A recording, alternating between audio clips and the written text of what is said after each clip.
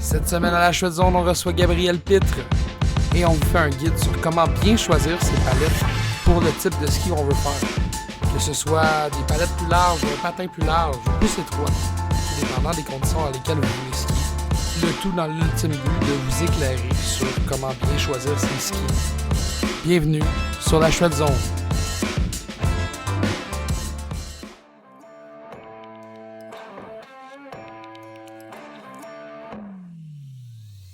Cet épisode de la Shred Zone est présenté par les boissons énergisantes Gourou. Existant depuis 1999, Gourou offre des boissons énergétiques certifiées biologiques, avec de la caféine naturelle provenant du thé vert, matcha, guarana, ginseng et quinacée, ainsi que plusieurs autres plantes et fruits naturels. Plusieurs saveurs sont offertes. Original, léger, matcha, yerba mate, guayusa et leur eau énergie. Faites le plein de la bonne énergie Gourou. Utilisez le code SHRED15 lors de votre commande et bénéficiez de 15% de rabais. Merci Gourou d'encourager la Shred Zone.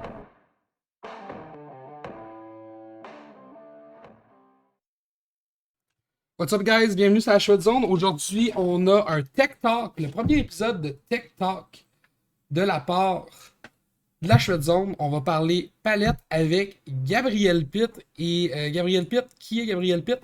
C'est un ami à moi de longue date. Gab, ça fait quoi? Ça fait passer 20 ans qu'on est chum, je pense. Ça fait un bail, ouais. Ouais. C'est qu'en vrai, Gab, on a grandi ensemble en Gaspésie. Puis Gabriel, il travaille depuis toujours, du moins depuis très longtemps. On a fait du ski À ta ensemble. connaissance. Ouais, à ma connaissance, au meilleur de mes connaissances. Dans un ski shop qui s'appelle Real Petit Sport. C'est basé à New Richmond en Gaspésie. C'est direct à l'entrée du parc de la Gaspésie du côté sud. Donc, on va profiter de l'épisode d'aujourd'hui pour vous parler palette. On passe ça, mon homme? Yes, sir. Sure thing. Cheers, guys. Fait que, ben écoute, on va commencer avec une petite présentation de toi, là, justement. T'es qui? Fait que, je peux bien je peux te faire une présentation autant que tu veux, mon homme, là, mais genre, on s'entend que je pense qu'il n'y a pas personne d'autre mieux que toi pour te présenter, là. Yes. Ben écoute, pour faire une histoire relativement courte, c'est ça, quand même mon nom de famille, pour certains vont résonner, là, mais Gabriel Pitre travaille chez Real Pitre Sport. Ben oui, c'est une entreprise familiale en fait qui a été fondée en 79. Je travaille là depuis que j'ai 15 ans, hein. À temps partiel évidemment comme étudiant dans le temps, mais maintenant à temps plein depuis 2018. Je suis actuellement acheteur là, dans tout ce qui est hard goods, fait que c'est bike, ski et tout ce qui gravite autour, là. Fait que c'est ça. En gros, c'est ça. Je fais du backcountry depuis longtemps dans le parc de la Gaspésie aussi, étant natif d'ici, là. Fait que depuis comme 2012 environ. Puis c'est ça. J'aime bien mes montagnes, puis j'aime bien le monde du coin, puis j'aime la place, puis j'aime ma shop. Fait que c'est ça. On commencera pas à partir, on gardera un épisode au pire pour qu'on jase d'un peu de nos expériences de jeunesse, là. Parce que je pense qu'on pourrait faire un épisode. On pourrait faire un épisode juste là-dessus, là. Mais genre, je sais pas si t'as vu genre quand moi et Camille on décide qu'on dérape, là, mais genre toi, moi, Camille ensemble, là, ça serait pas beau, là. Mais. Ça va faire des petits flamèches. Ouais. Fait que c'est ça, fait en vrai, la raison pour laquelle on fait un TikTok, c'est palette, c'est qu'il y a beaucoup de questions au niveau de la communauté ski au Québec. La communauté ski, là, j'inclus aussi le snowboard là-dedans. Sur qu'est-ce qui est bon à choisir comme équipement. Autant que ça soit au niveau de la largeur du patin, de la largeur du nez ou du tail, du nose ou du tail. Puis c'est vraiment selon ce que tu rides. Fait que tu sais, comment on choisit un bon ski selon notre type de ski. C'est sûr et certain que, tu sais, moi je suis plus un skieur all mountain, toi t'es plus un skieur backcountry. Fait que déjà là en partant, tu sais, c'est deux types de ski totalement différents, même s'il y a quand même des similitudes. Clairement. Fait que, tu sais, comment tu choisis. Moi, personnellement, quand c'est le temps de choisir mon ski, je le choisis beaucoup plus en conséquence du patin qu'en conséquence de la palette. Mais mettons quelqu'un qui commence, qui se dit moi je me lance dans le ski, ou même quelqu'un qui commence pas dans le ski, qui voudrait s'acheter un nouveau kit, vers quoi tu l'enlignerais? Ben, tu parles de patins, mettons, c'est quand même intéressant parce que les largeurs au patin sont depuis longtemps utilisées comme une mesure de comparaison sur le marché là, pour bien des gens, puis c'est quand même une façon très, très simple de diviser les skis, là. Fait que souvent, on va avoir une certaine zone au patin qui va être déterminée comme étant plus un ski de piste slash carving. Puis généralement, plus tu vas monter, plus tu vas t'enligner dans des skis qui sont plus freeride slash touring. Fait que toutes ces petites catégories-là ont été subdivisées avec le temps. Là. Mais je pense que la première question que les gens doivent se poser, c'est toujours qu'est-ce que tu vas faire avec ton ski, premièrement? Avant même de chercher une largeur de ski, commence par te demander c'est où que tu skis, c'est quoi que tu fais quand tu es en ski, puis c'est quoi que tu aimes faire en ski, avant de te dire, quel ski acheter. Fait que vraiment, C'est sûr que si. tu vas, Vas-y. tu vas conseiller plus le monde de focuser sur la technicalité du ski que sur l'apparence. Parce Mais qu'on oui, mais oui, s'entend, oui, on c'est sûr. s'entend que les gens, monsieur, madame, tout le monde, euh, si un ski est beau, va toujours être plus penché vers aller vers ce ski-là plutôt qu'un autre. Ben, c'est sûr. Je veux dire, quand tu payes 6 7 800 même 1000 piastres et plus pour des skis, là, on s'entend tout entre moi et toi que t'aimes ça quand tu l'aimes ton ski. Là. Oui, non, c'est Fait que sûr. Sauf que en tout je puis comprends moi, un peu, là, je comprends un peu le vibe de, je veux acheter un ski que je trouve beau, là. Mais c'est sûr que ça peut facilement devenir un bait là, facile là, de juste acheter un beau ski. Là. C'est pas parce qu'il est beau qu'il va bien. Là. Puis il y en a qui s'en rendent compte souvent. Là, le nombre de jeunes que j'ai vu acheter des Ben Shetler 120 pour faire du bord de piste à fucking Stoneham. Là, je veux dire, à un moment donné, je me sens c'est- attaqué, Gab. Je me tends. si tu achètes juste un ski qui est beau parce que tu le trouves beau, ben c'est bien correct, mais à un moment donné, tu vas peut-être te rendre compte que c'est un choix de merde aussi. Là. Mais c'est que c'est pas Mais un écoute, choix qui est adapté à tes besoins. exactement. C'est aussi simple que ça. C'est Tu vraiment pas plus compliqué que ça. veux pas, les deux, on travaille dans une shop, on est dans deux shops complètement différentes, puis qui offrent des produits totalement différents aussi. Euh, mais il faut vraiment. Je pense que le choix doit se faire sur où tu vas skier, principalement. Ouais. Tu vas-tu faire plus de la station? Si tu fais plus de la station, tu vas-tu faire plus du groom ou du groom, by the way, damé, là? Tu vas-tu faire plus du groom? Tu vas-tu faire plus du sous-bois? Tu sais, c'est où que tu vas skier au niveau de l'endroit que tu vas skier. Quelqu'un qui compte faire du backcountry 2 fois dans son année va pas choisir le même ski que quelqu'un qui va en faire à journée longue. C'est sûr. Tu as toujours des compromis que tu peux faire aussi. Puis quand on jasait tantôt de subdivision de catégories, là, c'est plus vrai que jamais à cette heure. Là. Les brands ont tellement un tas de ski parce ils essaient de combiner des shapes différentes dans des catégories différentes pour essayer de faire des skis qui peuvent matcher fucking précisément des besoins à certains skieurs. Comme tu dis, quelqu'un qui va faire 30% de backcountry puis 70% de station, ben Chris, il y a un ski pour toi quelque part dans le monde là, qui existe. Là, C'est sûr, c'est sûr, c'est sûr. c'est rendu tellement poussé, là, les différents modèles qui existent.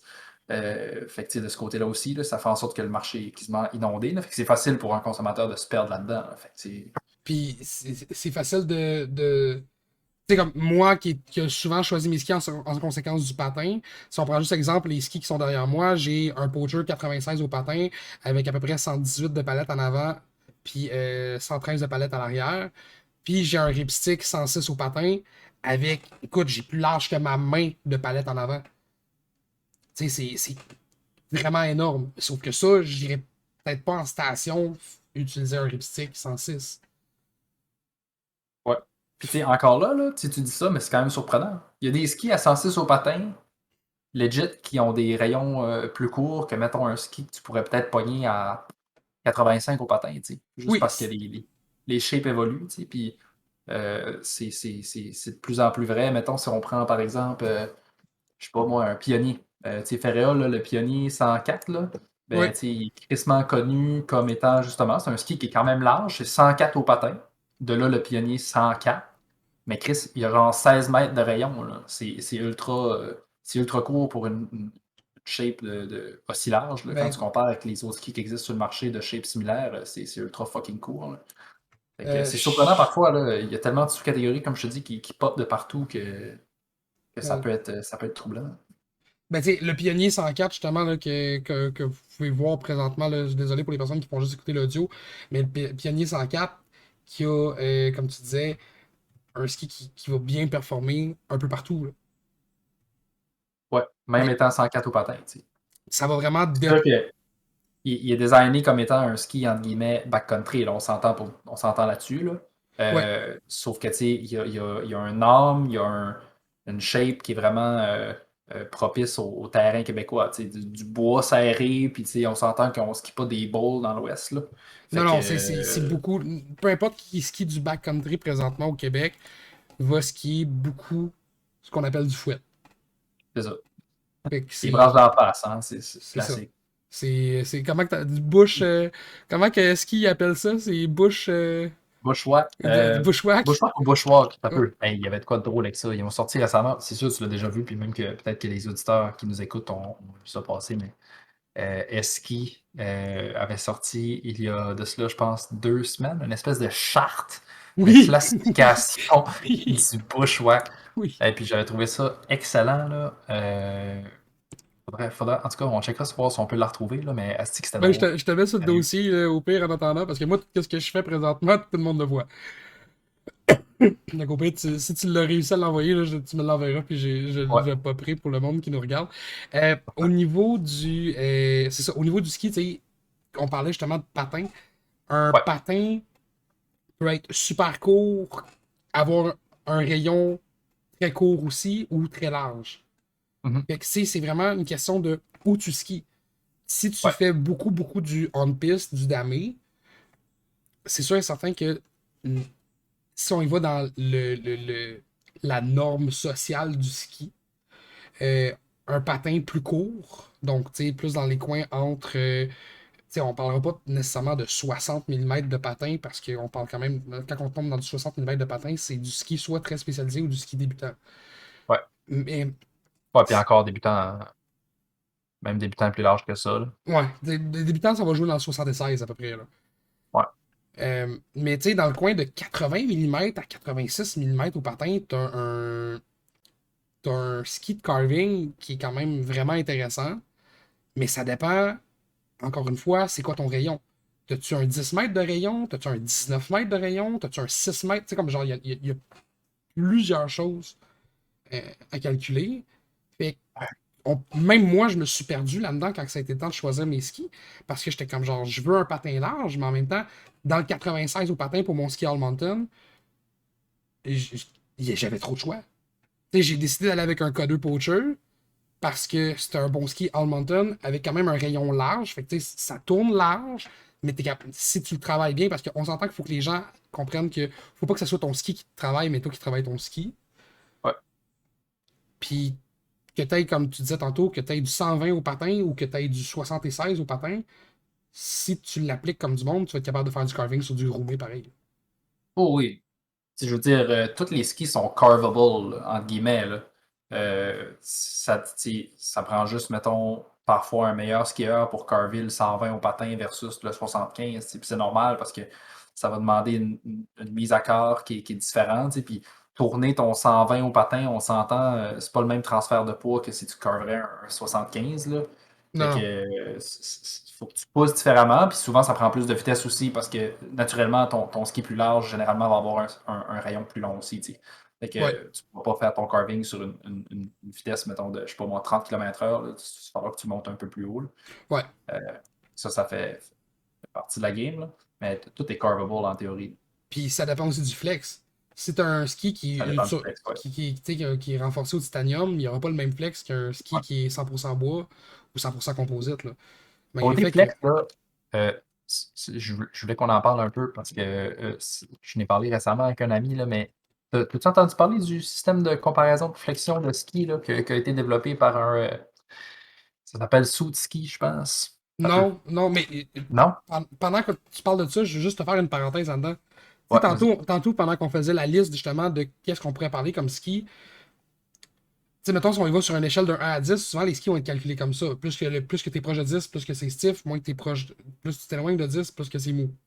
Ouais. La seule affaire, c'est que c'est pas toutes les compagnies qui donnent des indices de rigidité parce qu'il n'y a pas de, il y a pas de standard sur le marché pour calculer ça. Exactement. Parce que, mettons, un 7 sur 10 chez Line sera pas le même qu'un 7 sur 10 chez Rossignol.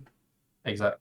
Puis, tu sais, même, c'est comme je te disais, c'est comme je te disais il y a 30 secondes, là, c'est même pas toutes les compagnies qui donnent l'indice de rigidité de leur ski. Là. Non, du tout. Parce que, tu sais, c'est comme, mettons, dans le bike, là, les compagnies de bike donnent presque jamais le poids de leur bicycle parce qu'il n'existe pas de standard pour calculer le poids, tu sais, Ouais. au sein du marché. Tu sais. Fait que c'est pareil dans le ski. Puis il y a certaines compagnies, justement, ben, pas compagnies, là, mais organismes, devrais-je dire, Au qui ont décidé, eux regroupement. autres, de s'appliquer un peu à ça. Puis c'est d'ailleurs le cas de Sootski, là. Ok, Pour vrai, c'est fucking intéressant, là. Ok, ça T'as- s'écrit SOOTHSKI.com. Puis ça, j'invite les auditeurs à aller voir ça, là. Ça vaut fucking la peine. Si, mettons, vous êtes minimalement intéressé par comment la technologie fonctionne dans le ski, là. Les rigidités de ski, ça a toujours été un peu débattu sur, tu sais, flexer le ski en magasin avec ta main, tu sais, ok, oui, ça te donne une idée, là, mais si tu veux des chiffres, tu veux de la technique, eux autres, ce qu'ils font, c'est littéralement, ils ont développé une machine qui mesure la rigidité des skis. Point barre. Il n'y a pas ça nulle part ailleurs. Puis, ça a été développé au Québec, à Sherbrooke. Ce qui est quand même fucking intéressant. Puis ça fait en sorte que après ça, on a plus de données quand tu peux acheter ton ski. C'est pas mal plus facile de pouvoir comparer A et B ensuite que de juste prendre le ski dans tes mains et de le flexer à la shop. Là, Ouais. fait que ça, je trouvais ça fucking cool. Puis je leur disais ça justement à quelqu'un. Fait que c'est pour ça que j'ai glissé un mot. Là. Mais Mais allez voir ça pour vrai, je c'est hot. suis là présentement, là. Euh, c'est vraiment, tu check le modèle, mettons, on va prendre un exemple. On va y aller avec le Coder Poacher, là. Parce que Ouais, c'est ça que je rêve. Mettons Coder ouais. Poacher, recherche. Euh, fait, on va y aller là, avec qu'est-ce que j'ai. Un Poacher 96 177. Puis on y va avec.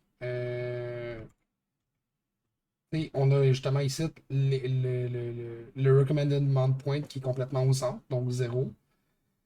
On a justement le ski type et on a round length, side cut. On a vraiment toutes les specs. Bending and torsion stiffness profile. Donc, on voit que ici, au niveau du. Comment je pourrais dire ça? Eux autres, ils calculent, c'est en millimètres ou en. Le 100. Ok, bon. Le bending est vraiment beaucoup plus flexible au niveau du centre du ski, comme qu'on s'attendrait pour qu'un ski réagisse, et beaucoup moins au niveau du théâtre. C'est sûr, c'est ce qui est comme normal aussi, selon la composition, aussi le stress appliqué sur un ski en règle générale. La torsion du ski, qui est le mouvement de gauche à droite, encore une fois, est quand même plus surprenamment, tu as un pic de torsion un peu plus en avant du torsion point. Donc, c'est quand même pas un ski qui a une torsion, un flex centré.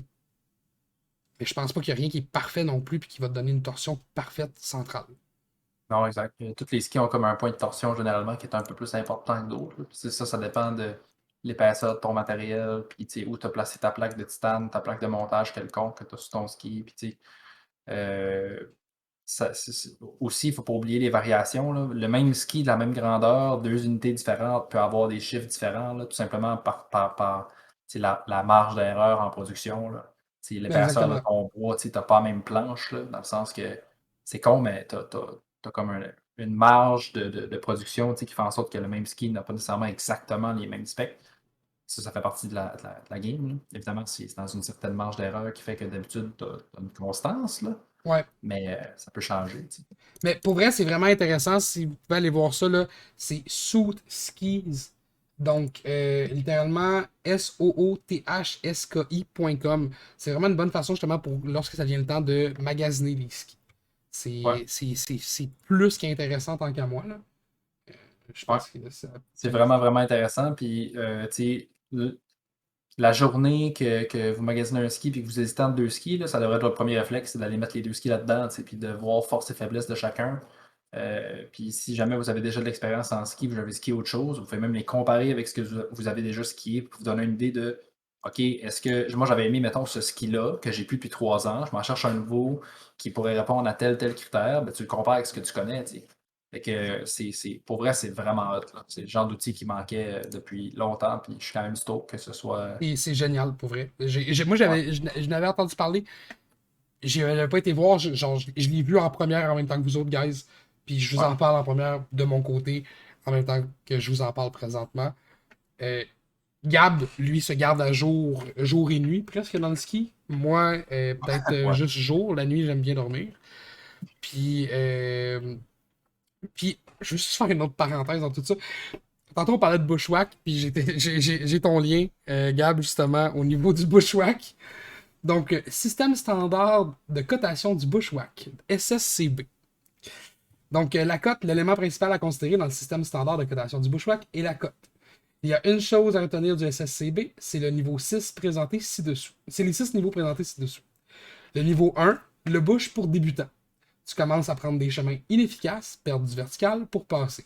C'est la zone à adopter quand tu sors skier avec tes amis de la ville, pas trop habitués à sortir hors des sentiers aménagés de la FQME ou des stations de ski. Malgré leurs vêtements mouillés par la neige, ils ne t'en voudront pas trop. C'est le moment parfait pour décider s'ils peuvent passer au niveau 2. Vitesse de pointe, 2 km/h. Niveau 2. Rien d'extrême encore ici, mais tu commences à secouer la neige sur les branches avant de passer. C'est le temps de sortir tes lunettes de protection et ton linge de surplus de l'armée, car tu n'es pas mal certain. Tu n'es pas mal certain d'égratigner tes lunettes et de déchirer ta doudoune. Le moral commence à être affecté par le... Par le kilomètre de bouche. par les kilomètres de bouche. Impossible de passer sans se servir de ses mains. Vitesse de pointe, 1 km/h. Niveau 3. Les bâtons se transforment en machettes pour casser les branches. Et essayer de Been faire, there, done that. et essayer de faire un chemin. Mais ça commence à être raide. Vitesse de pointe, 0.5 km/h. Niveau 4. Moi, c'est les images. Les dernières sont excellentes. Ici, la couverture neigeuse et la grippe de tes peaux importent peu. La seule façon de se déplacer, c'est de marcher sur un ou sous les arbres et les branches. C'est un peu comme marcher sur des œufs. Tu ne sais pas à quelle branche va casser et laquelle va tenir. Le limbo est fini. Rendu ici, si tu veux passer en dessous, c'est en rampant. Vitesse de pointe, 0.25 km/h. Est-ce que c'est bon? Cette photo-là, là, pour vrai, là, genre, Ah, mais je sais qui Philippe Bouchard, là, mais thumbs up, là, pareil, ça a l'air d'une petite setup de merde. Ah, écoute, là, L'enfer. je relate tellement à ma dernière sortie avec Camille, là. On est sorti en raquette puis en bout de pack, là. Mhm. Ah, merde. Rire de même. Niveau 5, c'est trop serré pour passer avec son équipement sur le dos. Tu dois déplacer ton sac et tes skis autrement. Le lancer est préconisé. Délestage du matériel possible, mais non recommandé. Tu ne te souviens plus si ton objectif c'était d'aller skier ou juste sortir du bush en vie. Attendez, niveau 6. Rendu là, qu'il fasse jour ou nuit, ça ne changera pas grand-chose. Tu n'es plus dans le bush, tu es le bush. Oh mon dieu, Seigneur, je vais mourir ici ce soir. Le bush est tellement serré que tu n'es pas certain si tes skis sont encore à tes pieds et tu n'arrives pas à voir à plus de 10 cm devant toi. Ne te fie pas sur des signaux de fumée pour que les secours viennent te chercher. Même pour la fumée, le bush est trop étanche. Vitesse de pointe, nulle. Aucune avancée possible. Hey, pour vrai, genre, gros shout-out à Eski pour tous les articles qui peuvent sortir. Puis à quel point que même si c'est super drôle, c'est tellement pertinent. Tout qu'est-ce que Eski fait, là, juste là-dessus, faut que je leur donne un shout-out pour le ski au Québec, surtout dans le hors-piste, là, c'est... Ouais, Wow. puis un peu plus bas, là, ils ont fait un espèce de tableau là, sur l'exposition. Ah, j'ai Excellent, fermé le genre. lien, mais Man, allez voir c'est sur excellent. Là. eski.ca, ESTSKI.ca. Un peu comme les degrés, c'est comme les bulletins d'avalanche, là. T'as genre de Ouais, faible à extrême. Là. ouais, T'es faible, mettons, c'est comme description technique, c'est plat / une approche, bien normale. ouais. À extrême, c'est genre la branche casse, tu tombes d'un cliff de 50 pieds. C'est comme mort certaine. Est-ce que c'est grave?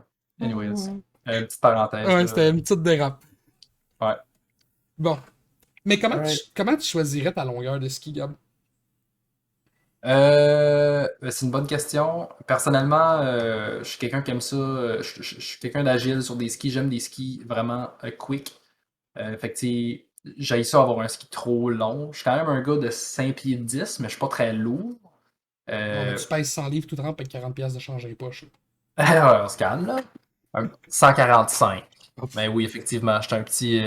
Un petit slim guy, mais écoute, mes skis, c'est des 176 cm. C'est pas très long, considérant que c'est un ski de back, tu sais. Ouais, non, Euh, c'est. Tu sais, moi, mes skis de back, c'est du 188, là. ouais, exact. Fait que, tu sais, c'est pas très long. Par contre, différents facteurs que j'aime là-dedans. Premièrement, ben, tu sais, étant donné que c'est un ski quand même court, je peux vraiment pratiquement aller n'importe où, tu sais, pour avoir un ski qui se déplace fucking bien en sous-bois. Mhm. Fait que, tu sais, les zones de bouche désagréables en descente se manœuvrent un peu mieux. Puis, ce que j'aime aussi, là, ça fait en sorte que c'est un ski aussi qui a un peu plus de constance dans le flex. C'est sûr que j'ai pas un ski qui est raide en partant, là, j'ai un Xalibus Zigzag. Là. Fait que ça fait en sorte que tu sais, avoir un ski fucking long, me désavantagerait juste par le type de terrain qu'on skie. Là. Généralement, dans le backcountry en Gaspésie, quand même bien qu'on a des montagnes avec des versants alpins, là, on s'entend que c'est pas, euh, c'est pas ce que tu skis en majorité. Là. C'est pas comme si je faisais toutes mes journées de ski dans la Grande Cure, au Mont-Albert ou au mur des Pats. Là. Ouais, non, c'est Euh, sûr. Puis encore, tu sais, souvent, c'est des couloirs qui sont pas si wide que ça. Là. Je fais Fait une que c'est ça. parenthèse, là, tu parlais de Mont-Albert, tout ça, là. Il va falloir aussi qu'on prenne le temps de se jaser, justement, de spot backcountry en Gaspésie, parce que c'est sous-parlé, ça, là. Ben, sous parler pis pas, là. Honnêtement, j'ai toujours eu l'impression que la Gaspésie était un peu vue comme le, Le Valhalla du ski au le Québec. Valhalla du ski au Québec, là. Ouais, exact. C'est une bonne façon de le dire. Mais écoute, si tu veux qu'on se fasse un autre épisode sur les spots de ski en Gaspésie, ça me fait plaisir, mais ne, ne, ne, ne te trompe pas que je ne divulguerai pas de spots secrets sur Mais non. la Shred Zone, là. Oublie ça. Écoute, moi, j'ai mes spots secrets. Camille a ses spots secrets, puis il y a des spots que Camille sait qu'il veut même pas m'apporter, moi, là. Ouais. C'est peut-être parce que j'ai la réputation d'être grandiole aussi, là. Fait que. C'est pas que t'en parles sur Twitch, mais ça ressemble à ça. Ouais. Ta gueule. Fait que, ben écoute, Ouais, longueur de ski, je te dirais une façon simple souvent là, de déterminer juste si un ski, d'après vous, va être la bonne longueur. Une façon vraiment, vraiment simple, c'est dépassez pas votre longueur, votre grandeur en tant que personne. C'est un choix généralement fucking safe. Tu sais, oui, il y a plein d'autres facteurs qui peuvent rentrer en compte. Tu peux avoir des préférences personnelles en tant que skieur si tu as vraiment de l'expérience, puis that's fine. Là. Mais tu sais, si tu rentres dans une shop puis tu n'es pas exactement sûr de ce que tu veux, tu cherches, peu importe c'est quoi ton modèle de ski, commence par ne pas dépasser ta longueur. Sauf si tu as un gros fucking ski de backcountry ultra rocker, tu sais, avec un moment donné, oui, là, mais comme je te dis, c'est un point fucking safe. ben tu sais, Euh, c'est comme mon setup All Mountain, c'est 177, ça m'arrête au, au milieu du front. ouais, Mais parfait. mon setup backcountry, 188, il me dépasse Ouais, de quasiment un demi-pied, là. ouais. C'est que c'est vraiment une question. Tu sais, je mesure, on est à peu près de la même grandeur, là. Oh, Fait c'est ça. Puis, tu sais, je veux dire, j'achèterai jamais un ski de carving 180 cm, tu sais. Mais je mesure proche de 180 cm, tu comprends? ouais. Fait que, tu sais, chaque type de ski a une longueur appropriée pour le skieur, tu sais. Fait que c'est pour ça que je dis, idéalement, tu vas dans une shop qui est compétente, qui va pouvoir te conseiller là-dedans. Hashtag Réal Mais Petit Sport. ben, écoute, on pourrait nommer un tas de shops. Il y en a plein des shops compétentes au Ben oui, Québec, mais ben. hashtag RealPit, ouais. Puis sinon le choix safe, si, mettons, tu cherches un ski ou tu veux juste magasiner un ski usagé, là, tu sais, ne dépasse pas ta longueur en tant que personne. Puis généralement, tu n'auras peut-être pas de perfect length, là, parce qu'il y a d'autres facteurs, mais tu es sûr que tu n'auras pas de quoi de dégueu non plus, tu sais. Fait que ça peut être un truc vraiment, vraiment simple pour monsieur, madame, tout le monde, là. Ben, c'est entre autres. Sinon, tu sais, mettons, si on va avec un quick reference, un ski short va être beaucoup plus malléable qu'un ski long. Fait que, tu sais, Ouais, mettons, plus agile, genre. tu veux pas tomber dans le trop technique, là. Plus le ski est petit, plus c'est facile à tourner. Plus que le Ouais, ski est long, plus tu vas travailler pour. ouais. C'est simple de même. Fait que là, à partir de là, c'est juste une question de qu'est-ce que toi, t'es à l'aise de forcer ou pas. Ouais, puis le niveau d'expérience du skieur, tu sais. Ah oui, tu sais, quelqu'un qui est à sa deuxième année de ski, je mettrais pas, tu sais, qui mesure, qui a la même grandeur que nous autres, je mettrais pas des 190 dans les pieds, là. Non, non, c'est ça, exact. Exact. Ça prend du gros bon sens à un moment donné. Ouais. Mais Fait que. mettons, toi, je te mets des 190 dans les pieds, je sais que t'es capable de faire une journée sans problème. Oh, oui, non, c'est ça. C'est exactement. Tu sais, j'apprécierais peut-être pas autant ma journée que si j'aurais ma bonne longueur de ski, mais je vais être capable de me débrouiller avec, il n'y aura pas de problème, tu Mais sais. c'est ça. Puis c'est aussi une question de préférence, comme tu disais. C'est une question de qu'est-ce que toi t'aimes. Moi, Ouais. j'aime mon ski de station, je l'aime à ma hauteur. Mon ski de backcountry, je l'aime plus long que moi. Mhm. Oui. Il y a du monde que je connais que leur ski de backcountry, ils les aiment court. Ouais. Ben, comme moi, là. Ben, c'est ça. Fait que je pense que la première question qu'on se doit se poser en tant que consommateur, quand on est rendu à choisir un ski, c'est. Puis il faut pas se surévaluer non plus, il faut être réaliste. Qu'est-ce que t'es. Quelles sont tes capacités?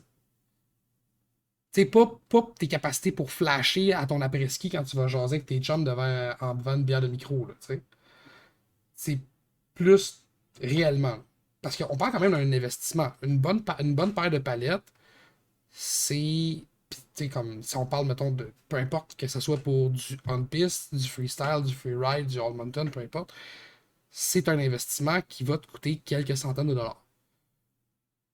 Ouais, assuré. Puis c'est pas tout le monde comme toi puis moi qui ont plus qu'un set de ski. C'est sûr. Fait Et ça, c'est un gros enjeu des fois aussi, là. Puis c'est pour ça que tu sais, je me fais souvent demander, ah, moi, je veux faire ça, ça, ça. Tu as quoi qui fait tout? Tu sais, oui, oui, j'ai de quoi qui fait tout. Mais c'est sûr que tu as des compromis à faire en quelque part. Tu n'auras jamais un ski qui va performer à 100% dans toutes les catégories, là, tu sais. en effet, Mais tu sais, pour quelqu'un qui veut de quoi de polyvalent et qui ne fait pas nécessairement 45, 50 journées de ski par hiver, c'est un compromis que la plupart des gens sont prêts à faire. Puis ça, c'est bien correct. c'est Puis comme. c'est la raison pour laquelle les skis, souvent all mountain, tout terrain, sont populaires. Tu sais. Ben oui, le Hard Mountain, puis tu sais, il y a eu un boost. Là. Moi, je me rappelle, toi puis moi, quand on a commencé avec le club de ski, quand on était plus jeune, tout le monde roulait du ski de carving. Ouais. Et du ski large, personne n'avait ça. Là. Du ski de piste, du parabolique, Ouais. les C'était. Ben, tu sais, c'était l'entrée bustes, là, des paraboliques aussi. Là, fait que ouais. c'était comme genre tout le monde avait du ski de carving. Puis là, depuis 5 6 ans, le monde s'en va plus vers du ski all mountain. C'est une bonne chose, c'est une mauvaise chose, c'est à vous d'en juger par vous-même. Mais euh, je pense que le ski all mountain est capable de t'offrir tellement de belles. Tu sais, j'irais pas faire une journée dans la neige jusqu'à la taille avec un ski all mountain, Ouais. mais une journée de tempête, j'aurais du fun en Calvaire à Stoneham ou à Pain-Rouge ou à Saint-Sauveur. Là. Ouais, puis les skis tout terrain à cette heure sont calissement polyvalents, là. Tu sais, Oh oui, la technologie est rendue loin, là. Les profils de ski, les shapes de ski sont raffinés en crise. Puis tu sais, c'est comme qu'on parlait tantôt, tu sais, ils sont rendus capables de faire des skis larges qui virent bien. Fait que tu sais, ça, c'est un gros facteur que tu sais, il y a 10 ans, si tu peux même pas penser à avoir un ski large qui vire, là. Je veux dire, c'était des astis de paquebots, c'était pas virable. ah ben, genre Là, hashtag K2 Pontoon. Là. ouais, ben ouais, puis tu sais, même dans le moins large que ça, là, je veux dire, c'était inconcevable qu'un ski à 105 au patin, il y a de cela 8 ans, fasse en bas de 20 mètres de rayon. Là, tu sais, c'était Ouais. inconcevable. Puis tu sais, à cette heure, c'est quelque chose qui se retrouve quand même régulièrement chez divers brands, puis pas juste des marques québécoises. Là, tu sais. Fait que ça, c'est le fun à voir. Parce que ça fait justement, ça fait des skis ultra, ultra polyvalents. Puis c'est poussé par le fait que ben, tout le monde veut des skis pour faire à peu près tout. Mais c'est cool, là, tu sais, ça développe un marché, puis ça fait en sorte qu'on n'a plus besoin, ou, tu sais, on a, ouais, ça, on n'a plus besoin d'avoir, tu sais, 3 paires de skis dans le garde-robe pour avoir du plaisir dans ta journée de ski. Tu peux en avoir une qui va généralement te satisfaire dans la plupart des conditions. Tu sais, c'est J'aime utiliser particulièrement cool. le ratio 80-20. Ouais, Si ton ski est capable de faire 80% de ce que tu veux faire, t'as un bon ski. ouais, effectivement. Je suis quand même d'accord avec ça. C'est. Ça se peut que de le 20%, monsieur, madame, tout le monde au Québec ont des skis all mountain, puis quand il y a une tempête de neige, ils sont contents d'aller rider. Mais ils sont comme genre, ah, ça flotte dans la poudreuse. Mais tu sais, t'as comme 3 pouces de poudreuse, là, tu sais, c'est pas grand chose. Si quand ils vont tomber dans 1 pied, 2 pieds, 3 pieds de poudreuse, ça se peut qu'ils sacent, puis qu'ils aient les cuisses en feu, puis qu'ils veulent rien savoir. T'sais. Fait Ouais, en même temps, rendu là, tu es rendu à 2 pieds, 3 pieds de poudreuse, t'es rendu dans l'improbabilité, là. ben, si tu t'en vas skier au Valinouet, je te dirais que c'est quelque chose qui est quand même hebdomadaire. Hebdomadaire. Ouais, on s'en reparlera, là. 3 pieds de poudreuse, là, Ben, je l'exagère à 3 pieds, là, mais genre, tu sais, c'est un bon. 90 centimètres de neige, là. Je veux bien croire qu'il y a de la neige au Valinouet, là, mais tu sais, le tassement de la neige, c'est un phénomène qui est réel, là. Même s'il a tombé 90 centimètres dans les 7 derniers jours, tu skis pas réellement 90 centimètres, là. Tu vas en Non. skier peut-être 40-50, là. Parce Mais que tu ça sais, m'a mis ta neige, à se condense, là. quand on a été skier dans la journée de tempête au début du mois de février, fin janvier, Ouais, début février, moi puis Camille, au Valinouet, on skiait dans 35 centimètres. ouais, ouais, je te crois.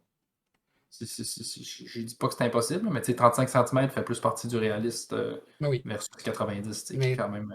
tu sais, si mettons là, je vais vous montrer ça à l'écran, puis je vais essayer de décrire le mieux possible. Là.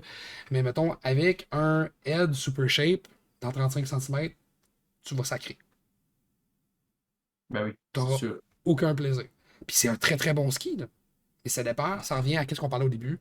Qu'est-ce que tu veux faire avec ton ski? Ouais. Tu sais, un super shape et magnum, là, oui, c'est sûr, on parle quand même d'un MSRP de genre 1000, 2000, 1002, 1003, à peu près. E-Magnum, Ouais, le e-magnum. Mais là, sur leur site de Ed, il est affiché à 1150. 1150, ouais. Théoriquement, c'est le bon retail, là. Il va peut-être monter un peu l'année prochaine à cause de ce qu'on va parler un peu plus tard, mais c'est le retail 2021-2022, ça, là, normalement. Bon, mais tu sais, pour 1150, oui, c'est sûr que c'est un prix qui peut peut-être faire mal, mais on parle quand même d'un ski qui vient avec des fixes. Ouais. Ski qui est super performant au niveau des pistes. Ouais. Très rigide. Mhm. C'est vraiment un ski de carving. Ouais. Si par exemple on tombe dans la gamme Joy au niveau des femmes, ben, tu sais, le Real Joy, le Power Joy, ben, même plus le Power Joy puis le Super Joy que le Real Joy. Là, mais tu sais, le Power Joy, Super Joy, c'est des skis super performants pour les skis de femmes aussi. Là. C'est comme. Ouais. C'est Pour quand comme. même 200-300 pièces de moins, là. Oui, tu sais, on est dans le coin de 900 fixation incluse Mhm. pour un ski qui va donner une dureté, mais une réponse vraiment, là, tu sais, le edge to edge et peut être très rapide, tout dépendant de à quel point tu contrôles ton ski. Mais on parle quand même de les trois skis qu'on vient de parler, autant le, le e-magnum que le Power Joy, que le Super Joy. On parle des skis pour des personnes qui sont d'un niveau plus intermédiaire slash avancé. Ouais, mais tu sais, même à mettons, tu sais, 900 pièces, puis moi, c'est ce qui me fait capoter un peu, là, parce que, tu sais, je suis habitué de parler ça un peu plus dans le ski hors piste, puis c'est cher du calice de touring, là. Oh oui, non, non, Mais c'est 879 pièces là, OK, pour un ski de piste performant, court rayon, avec fixe, c'est pas cher, là. Genre, pour vrai, là, ceux qui nous écoutent qui font pas de backcountry, là, dites pas que c'est cher, là, parce que c'est pas cher Mais pour un ski mais c'est de pas haut cher de gamme, là. pour un ski de performance. Ouais. C'est cher pour quelqu'un qui débute et qui dit moi je vais m'acheter des Superjoy. Il n'y Oui, aura aucun plaisir. oui. Aucun Que, tu plaisir. sais, quelqu'un qui a quelques années d'expérience dans le corps, puis veut stepper up sa game, puis s'acheter un meilleur ski, c'est pas cher. Vraiment pas. Vraiment pas, C'est c'est moins cher que mon setup en Mountain. c'est ça. Puis C'est- du moment que tu tombes dans des skis open puis que tu dois acheter tes fixes à part, tu vas te rendre compte que c'est cher en tabarnak. Ah non, c'est vraiment, c'est d'un ridicule. Là. Tu sais, le Powerjoy, qui est vraiment le ski de carving au niveau de head, on parle quand même d'un ski qui Chez la a. femme, là. Ouais, au niveau de la femme, tu sais, c'est un ski de piste qui a un ratio, un rayon, tout dépendant de la grandeur, qui va jouer entre le 10,8 et le 15,1 mètres. C'est vraiment bon. Ouais. Puis c'est un ski qui répond, là, demande-moi pas pourquoi j'ai essayé un ski de femme, mais j'ai essayé le. J'ai pas essayé le Power Joy, j'ai essayé l'autre, le Super Joy. Puis pour vrai, j'ai resté la bête. J'ai resté la bête à quel point ce ski-là répond bien. Ouais. Puis tu sais, il y a des longueurs que, tu sais, effectivement, là, on dit que c'est un ski de femme, là, mais on s'entend, là. Je veux dire, si t'es un homme de petit gabarit puis que t'es pas super grand, il y a pas de honte à acheter un Superjoy, là, on Mais non, s'entend, du là. tout. J'ai C'est un aucun problème très avec très ça. bon ski. C'est un excellent ski, là. Puis tu sais, il y a pas. Le ski est pas volontairement. Tu sais, c'est pas entre guillemets un ski de femme, là. Ils ont pas changé grand-chose, là, tu sais. Fait que il n'y a pas de honte à acheter ça. Puis tu sais, c'est des skis qui sont extrêmement performants C'est pareil. juste que on dit un ski de femme parce qu'il va être disponible dans moins. Il va être disponible dans des grandeurs plus courtes sur toute Exact. la ligne. Ouais, Fait que, tu sais, au lieu d'être c'est disponible jusque dans pratiquement le la seule 100. différence. Ouais, c'est qu'au lieu d'être disponible jusque, mettons, dans le 180 cm, ben là, dans le cas, mettons, du Superjoy, il est disponible jusque dans le 168 cm. Mhm. Fait que c'est quand même. Mais tu sais, c'est un ski qui est rapide, c'est un ski qui répond. Le Powerjoy, le Superjoy, pour du niveau avancé, quelqu'un qui aime le carving, qui fait quasiment juste du damé, très, très, très bon ski. Sinon, Ouais. Pas quelqu'un, d'accord. autant un homme qu'une femme, encore tu dis un homme de plus petite taille ou une femme, dans un ski qui va être plus, on parlait justement de tout terrain, de All Mountain, le Total Joy, encore chez Ed, qui offre vraiment le bon entre-milieu entre le ski débutant ultra, qui pardonne ultra super mou, puis un petit peu de performance. Quand on dit la performance, c'est que c'est quand même, le Total Joy est quand même un ski qui est mou, mais la Ouais. largeur vient comme compenser parce qu'on a un patin plus large, mettons, qu'un Pure Joy. Ouais, je suis pas sûr que moi, le Total Joy est si mou que ça. Mais tu vois, on pourrait commencer par checker Sur Soutski. sur Suzuki, Fait que on va sur avoir des Soutski. réponses. Chris, hein? Soutski. C'est ça que ça sert, vierge. Fait que, Puis, Super Joy, attends, je suis en train de le faire en Red Bull, live, là. Fait pas qu'on va bien aller le fait. chercher. Fait que, Parlait dans le 158 cm. ok, fait que tu m'as dit, on a dit le Super Joy Ouais. chez Ed, dans le 158. Puis le euh, Total Joy dans le 158. Compare et on passe. Ouais. Total Joy, plus stiff que le Super Joy. Mais c'est un ski qui est plus large aussi. Oui. T'sais, si on le voit, là, je vais essayer de le décrire du mieux que je peux, mais le Total Joy a un patin légèrement plus large que le Super Joy. Puis a Oui, mais aussi un camber plus. Le Super Joy, par exemple, a un camber plus haut que le Total Joy. oui. Sauf que si tu descends un peu dans bending and torsional stiffness, je Ouais, trouve ça intéressant parce que, tu sais, mettons, quand tu penses à ça, là, la logique de rigidité en torsion d'un ski, là, théoriquement, plus il est large, plus tu as une surface qui peut bouger versus une qui est moins large, tu sais, qui devrait théoriquement mieux se tenir. ouais. Le Total Joy est quand même plus stiff en torsion, tu sais. Fait que on aurait été porté à penser le contraire, mais on voit que c'est pas le cas. Sauf que le rayon est pas le même, par exemple. Le rayon est pas le même. T'sais, on parle quand même, là, si on va dans Natural Stiffness, t'sais, on parle quand même de le Total Joy qui est plus une torsion plus stiff que le Super Joy. Mais on a aussi un bending qui est plus stiff qu'un Super Joy. Ben, il est presque identique, là. Ben, légèrement, là, comme si on y va là, point pour point, là, il y a quelques points de différence, là, mais Ah, c'est minime. c'est vraiment mieux. De l'ordre de la non-perceptabilité. Perceptibilité. Perceptibilité. Ouf! C'est Oui, mes grands mots. voyez le console. C'est ça. Sweet. Mais vraiment, là, pour vrai, cet outil-là, guys, le Sootskis, je vais en reparler, SOOTHSKI.com. C'est l'outil pour magasiner des skis. Ah, c'est l'outil. T'aurais pu arrêter là. C'est l'outil. C'est l'outil. C'est l'outil, man. C'est le.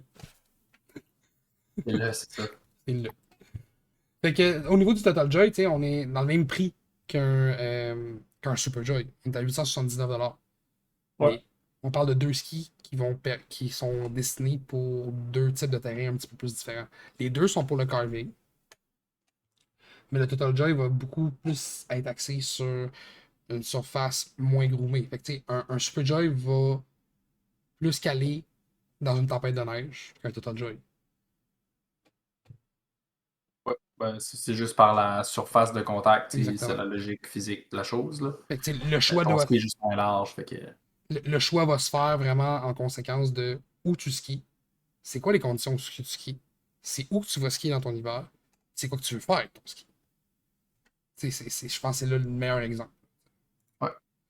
Après ça, si on tombe chez Dynastar, encore une fois, dans le ski de carving, c'est sûr et certain qu'on peut tomber avec dans le Speed 363, qui est un ski vraiment de carving avec C'est comme qui est un bon ski all around. Pas trop trop cher. On parle de. Là, je n'ai pas le prix de détail, là, mais il me semble de mémoire, on est dans le coin. By the way, Dynastar Rossignol, même affaire. Je pense que l'équivalent du Speed 363, c'est pas pas le Nova, le EXP, quelque chose de genre. Là. XP, ouais, je pense. Fait que, L'expérience.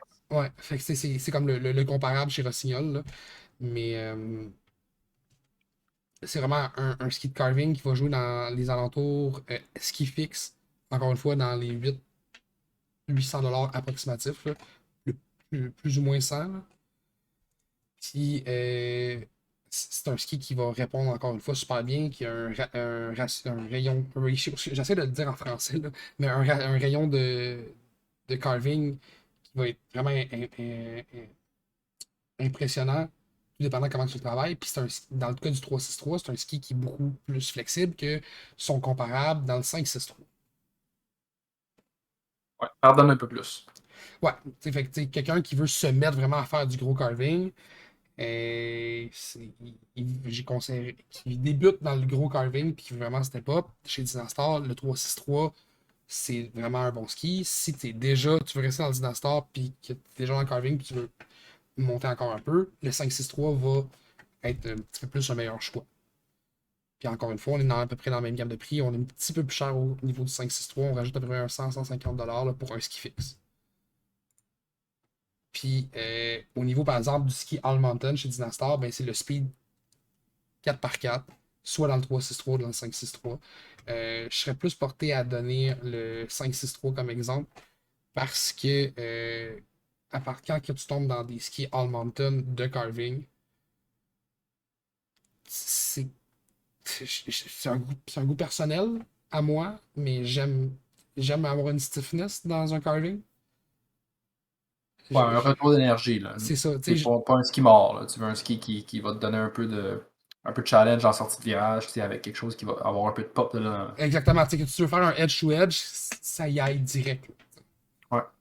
Fait que ça, c'est vraiment intéressant à ce niveau-là. Puis tu sais, on parle d'un ski, dans le cas du speed 4x4, 563, on parle d'un ski qui est approximativement 700$. Mhm. C'est quand même vraiment intéressant. Chez Elan, encore une fois, dans le carving, ben, on tombe ben, dans le carving.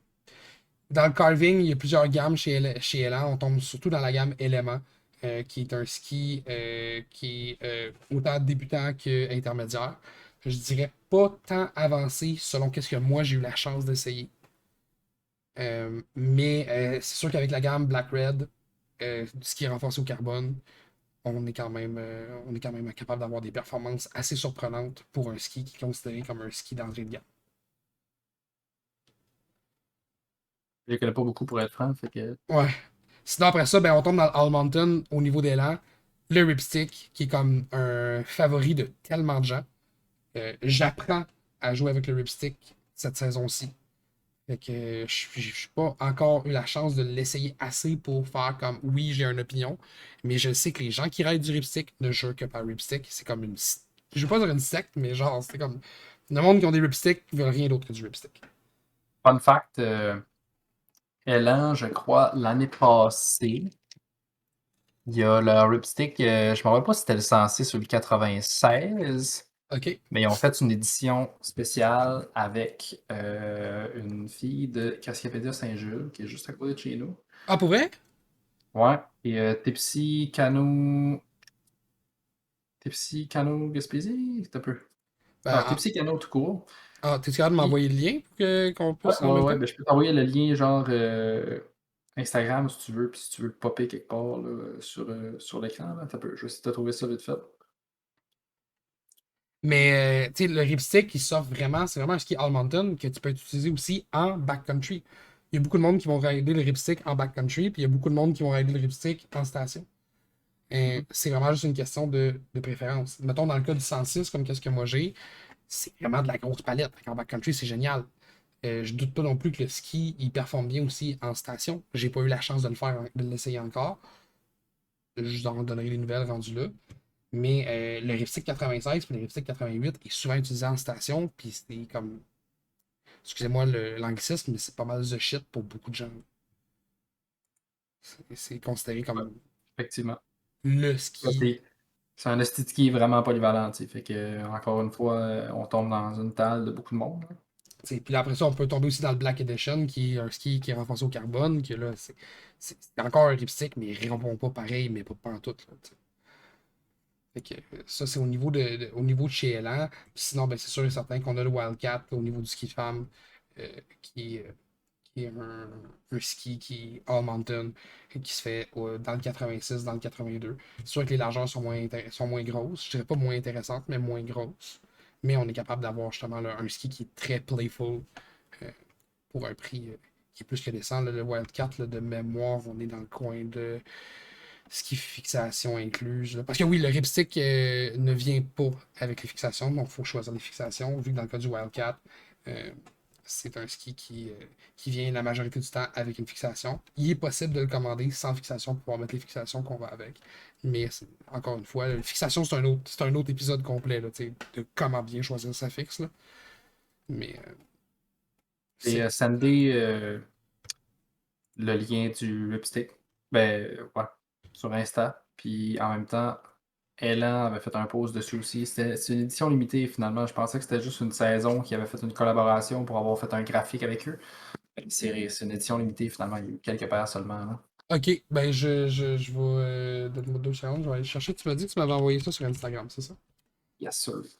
Mais c'est cool par exemple quand tu vois des.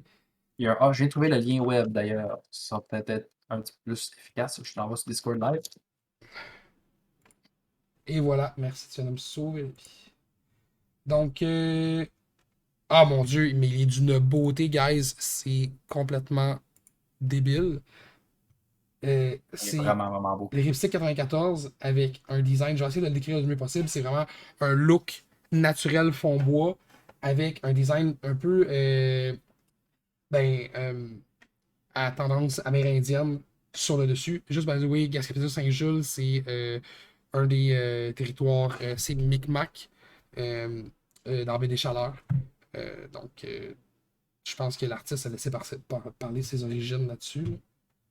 Euh, Clairement. il est vraiment beau. Là. Il est bleu clair avec un bleu vraiment foncé, avec un fond bois naturel. Design très triangulaire et octogonal. Là. C'est vraiment beau. C'est ça. Shout out Inspiration. à Tipsy Cano là, pour leur collaboration avec Elan là-dessus. Là. Ouais. C'était vraiment un beau ski pour vrai. Puis j'ai quand même eu la chance d'en percer une paire avec Sarah Nellis là, qui était dans la patrouille de Pain Rouge, qui l'est encore, je crois. Là. Ça fait un petit bout, je ne l'ai pas vu, mais puis je pense qu'elle tripe toujours sur ses ripsticks à ce jour-là. Ah ben, c'est vraiment un ski all mountain qui performe bien. Puis ça n'a pas cette réputation-là pour rien. Au, Clairement. au niveau du Armada, c'est sûr que ben on a la série ARV, peu importe la grosseur, c'est un ski qui est all mountain qui est ultra bon. Ceux-là, je les connais vraiment moins bien. Toi, tu as eu la chance de les travailler puis de les rider un peu plus. Ouais. Fait que, Ben, autant écoute, dans la série pour femmes, c'est le ARW là, qui est l'équivalent. ouais, honnêtement, c'est le même ski, là. C'est juste le graphique qui change, là. Fait que, tu sais, pour les hommes de ce monde qui préfèrent les graphiques de RW, là, arrêtez de vous poser la question pour acheter-les, là. C'est le même style d'affaires. Euh, Sinon, pour vrai, la RV, c'est genre le park ski all mountain qui fait à peu près n'importe quoi que tu veux dans tes pieds si t'es un jibber qui fait pas juste du park, là. C'est vraiment un quiver killer là, que tu veux dans ton arsenal si t'en as pas déjà. Il peut faire n'importe quoi. Fait qu'on, Il est vraiment fun à skier, très poppy. si on en revient au 80-20, c'est vraiment un ski 80-20. Ouais, c'est solide, là. Solide, tu sais, c'est sûr que c'est dans une shape twin tip. Fait que tu sais, faut que tu veuilles un ski twin tip. Si mettons tu fais jamais de park, évidemment, oublie ça, là. Ça sert à rien. Tu sais, il y a d'autres skis autant polyvalents qui vont avoir des shapes qui vont se débrouiller mieux ailleurs, juste par le fait qu'ils sont pas nécessairement twin tip. Mais si tu fais genre un peu de park, mais tu fais pas juste du park, c'est le ski à avoir, là. C'est pas compliqué. Sur le marché, je suis pas sûr qu'il y ait tant d'équivalents identiques, là. Non, C'est d'abord. je pense pas non plus. Puis sinon, encore dans chez l'Armada, tu as le Tracer Series, que tu connais bien aussi, que tu m'en as parlé brièvement tantôt, puis que je t'ai demandé de me garder de me l'expliquer tantôt. Là, et je les connais pas. Je connais leur signature série, mais le Tracer, j'ai aucune idée c'est quoi. Ouais, mais c'est comme c'est ce qui a remplacé la série de Kufo avant. Ok. Mais tu sais, basically, c'est un ski de backcountry freeride un peu, tu sais, avec un classique rocker camber rocker, flat tail, fait que tu sais, t'as une belle prise pour les pas aussi. Puis les poids sont très intéressants, là. On parle de.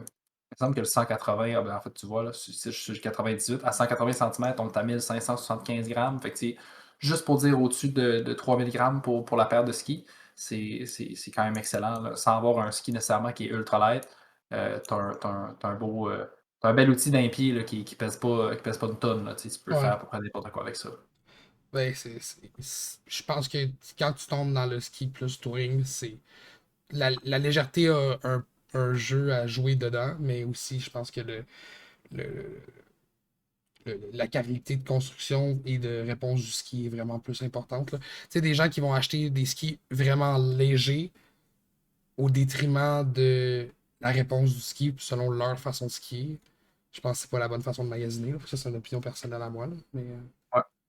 Oh, oui, clairement. Tu sais, à un moment donné, c'est bien beau sauver des grammes, là, mais tu sais, si ton ski, dans 4 conditions sur 5 ne répond pas, tout simplement parce que tu sais, il tient pas la route parce qu'il est trop light, que ce soit par une mauvaise absorption des vibrations, que ce soit par le fait il manque de vie, il est trop stiff, pas assez stiff, tu sais. À un moment donné, ça prend une combinaison gagnante un peu partout, là. Tu peux pas juste avoir un ski light, là. Fait que, à moins que tu fasses du skimo, là, ben là, on rentrera pas là-dedans. je pense qu'on aurait un autre épisode là-dessus, juste Ouais, là-dessus, c'est là. ça. Au niveau Écoute, de la signature série chez Armada, ben on a le B-Dog, évidemment, qui est comme le ski de parc de référence chez Armada. Le Edolo aussi qui performe quand même très très bien. Puis après ça, le Magic J qui est comme la grosse palette un peu abusée, là, l'équivalent du pontoon chez K2, là. ouais, c'est une belle description facile. Après ça, on tombe dans le ski québécois, guys. Ski québécois, là, on a tellement, mais tellement des bons produits, là. En tout cas, c'est mon opinion personnelle. Je pense que Gab, tu partages mon opinion là-dessus. Tu rides du Xalibu. J'ai eu la chance de rider du Raccoon. J'ai pas eu la chance encore de rider du Ferréol. J'ai vraiment hâte que ça se pointe. Mais on en Ouais. a parlé brièvement tantôt. Le Pionnier 104 chez Ferriol, qui est comme pas mal le ski backcountry, mais vraiment bon all around, à un prix qui ne brise pas le portefeuille. On parle quand même de 899. Tu sais, on a un 900$ pour une bonne paire de palettes avec un 104 au patin. Ouais. Euh, un design qui est vraiment simple, mais qui fait la job. Puis un ski qui répond bien. Est-ce que tu as eu la chance de les essayer? Non, actually. Écoute, quand j'ai jasé avec Joe, j'ai rencontré Jonathan à Murdoch il y a de cela un mois. Un des fondateurs de Ferriol. Ouais, excuse. Jonathan, Odette, je pense. Il me semble que c'est Odette. On dirait que j'ai un blanc. Mais écoute, je pense que c'est Odette. Si Jonathan entend ça un jour, je suis vraiment désolé. Je me suis peut-être trompé sur ton nom de famille, en tout cas. Puis on a jasé 2 minutes, moi et lui, puis avec un de ses C'est partner. ambassadeurs sur le terrain. Ah, ok, c'est un de ses ambassadeurs. Ok. Ouais, Simon Petitlair, de son nom. Fait que si jamais lui aussi il m'entend, shout out Simon. Puis c'est ski depuis vraiment un bout. Puis honnêtement, ça me semble être un Attends, on dit outil ça, c'est à ski peu ski? près. C'est ski. Ski. Attends, Ouais. c'est. Même moi, là, genre, C'est ce qu'il ski. j'ai eu un gros brain fart quand tu m'as. C'est ski, il C'est ski. ski, ce qu'il ski. Ouais. Mais j'ai fait ça un peu trop d'un bout à la québécoise, là. Ok. C'est ski. Ouais, c'est ski ski. Fait que, Hashtag c'est puis tu ski sais, ski. pour avoir skié un peu avec cette journée-là, là, une grosse journée de part au Mont-Miller à Murdoch, c'était absolument insane. Puis pour vrai, ça a l'air d'un outil prêt à tout, là, le pionnier. Là. Fait que j'ai vraiment 100% confiance à la shape du ski, à la construction. Tu sais, on dirait que ça coche toutes les cases. C'est pas compliqué. Euh, on s'entend, là, c'est pas un ski de carving, là, mais ça semble cocher toutes les cases comme ski de backcountry qui peut faire tellement d'autres choses. Ce que Euh, j'aime de la part de Ferriol, c'est que pour le design, ils ont tellement fait comme genre, on fera pas de modèle femme, on fera pas de modèle homme, on va juste faire un modèle. ouais. Ouais, mais tu C'est. vois, mettons, euh, je pense que, parce que là, effectivement, ils n'ont pas de ski tant court que ça, là, actuellement. Là. Il y a le Ben, Explo 96, je pense, qu'ils font dans le 100, tu vois, 162 dans le plus court. Fait que, tu sais, ça, c'est probablement amélioré à court terme, là, mais je ne commencerai pas à lancer de scoop ici, là. Euh, Puis, c'est sûr que ça va venir, là, Mais tu sais, donnez-leur le temps. ça fait une compagnie qui ça fait quoi, 4-5 ans qui existe? Ah, même pas, même pas. D'après moi, fondé genre en 2020, là, d'après moi. Chose de même. Ben, en tout cas, 2019. je sais qu'ils ont passé 2019, au je pense. Dragon, c'est tout ce que je sais. Ouais, il me semble que c'est 2019, pour être franc. T'sais, sinon, après ça, on tombe dans le Raccoon, euh, qui est un autre brand québécoise que j'affectionne énormément. Un, par leurs produits, mais aussi par leur design. Euh, le Grizzly, qui est probablement le ski chez Raccoon pour le backcountry, qui est le plus réputé et ou connu. Ouais. Euh, Connu, je pense. Connu, je pense, serait le bon terme, là.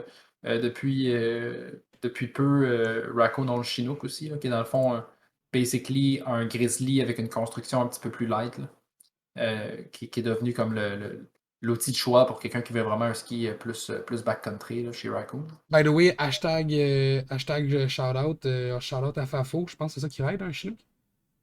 Ouais, Chinook 108, il me semble. Ouais, Chinook 108.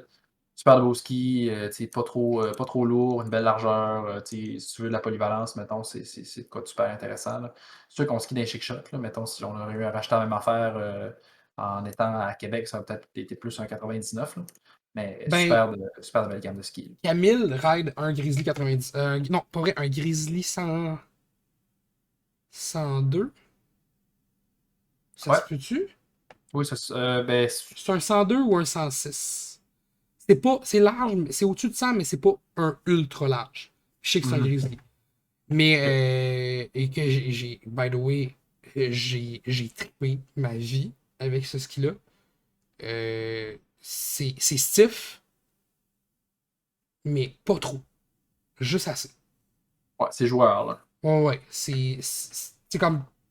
En tout cas, personnellement, j'ai pas eu la chance d'essayer le Chinook. J'ai vu Fafo rider Chinook via Instagram ou autres vidéos. Ben oui, quand je dis Fafo, c'est un ami en commun à moi et Gabriel. Euh, euh, mais le Grizzly, je pense que ça serait mon choix chez Raccoon, personnellement, au niveau de maniabilité d'un ratio 80-20. En station, t'es capable d'aller chercher une performance, mais en backcountry, t'es capable d'aller chercher une performance aussi. Là. Mhm. Clairement. Puis on finit avec Oxback, qui est, je pense, ton bébé un peu plus. Ouais, ben, Excalibur, tu sais, en termes ça fait longtemps que je skie des Excalibur, là. J'ai eu des Huxback pendant quelques années, étant un peu plus jeune, là. Je te dirais de 2016 à 2018, genre, 2015 à 2018. Puis après ça, j'ai acheté des Six Hug parce que je voulais descendre un peu en largeur. Je voulais quelque chose d'un petit peu plus polyvalent. Je voulais juste un ski. Puis je les ai toujours à ce jour, là. Je suis un peu dû pour les changer, là. Mais, Mais c'est un assez bel outil aussi, là, tu sais.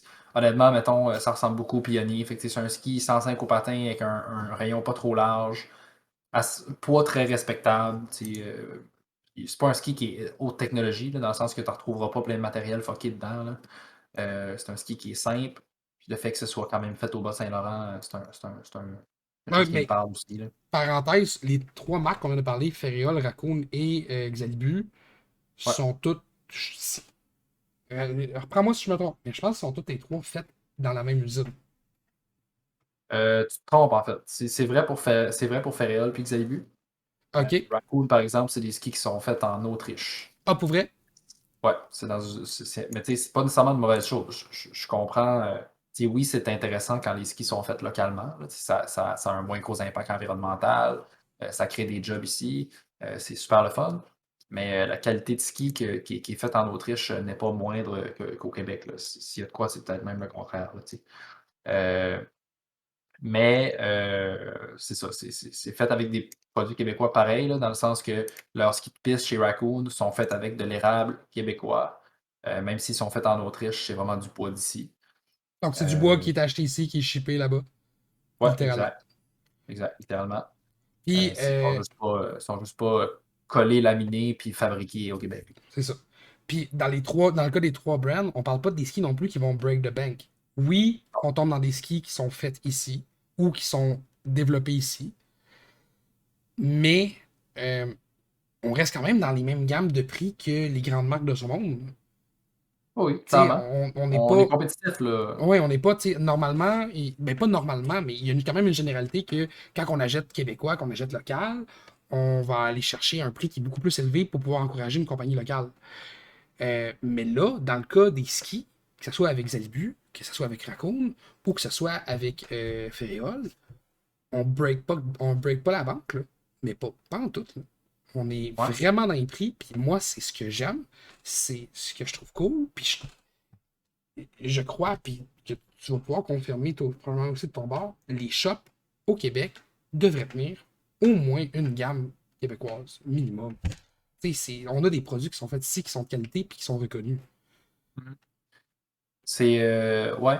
Je suis quand même d'accord. C'est sûr que c'est touché parce que, tu sais, mettons, les skis québécois, du moins à ma connaissance, c'est surtout des skis généralement plus hors piste, là. Tu sais, on parle d'Exalibu, on parle de Raccoon, puis on parle de Ferréol. Trois brands qui ont quand même des gammes de ski hors piste super intéressantes versus, tu sais, Xalibu et Ferréol n'ont pas de ski de piste réellement.